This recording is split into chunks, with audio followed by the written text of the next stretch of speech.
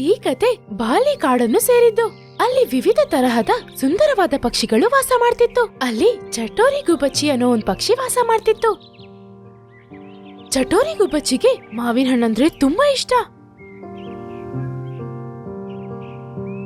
ಬೋನಿ ಗುಬ್ಬಚ್ಚಿ, ನನ್ಗೆ ಮಾವಿನ ಹಣ್ಣು ತಿನ್ಬೇಕು ಅಂತ ತುಂಬಾ ಆಸೆ ಆಗ್ತಿದೆ. ಇಲ್ಲಿರೋ ಎಲ್ಲಾ ಕಾಡಲ್ಲೂ ಮಾವಿನ ಹಣ್ಣು ಖಾಲಿ ಆಗಿದೆ.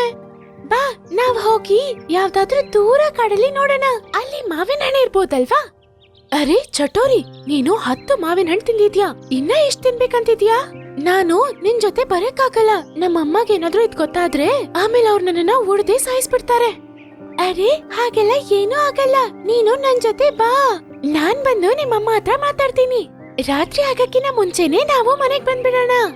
ಅಲ್ಲಿ ಹೋದ್ರೆ ನಾವು ತುಂಬಾ ಚೆನ್ನಾಗ್ ಆಟ ಆಡ್ಬೋದು. ಆಮೇಲೆ ನೀನು ನನ್ಗಿಷ್ಟ ಆಗಿರೋ ಹಣ್ಣನ್ನ ತಿನ್ನು. ಹೌದಾ? ಹಾಗಾದ್ರೆ ನನ್ಗಿಷ್ಟ ಆಗಿರೋ ಹಣ್ಣು ನನ್ಗಲ್ ಸಿಗತ್ತಾ? ಹೌದು ಹೌದು, ಖಂಡಿತ. ಆದ್ರೆ ಅದಕ್ಕೆ ನೀನ್ ನನ್ ಜೊತೆ ಮೊದ್ಲು ಬರ್ಬೇಕಲ್ವಾ?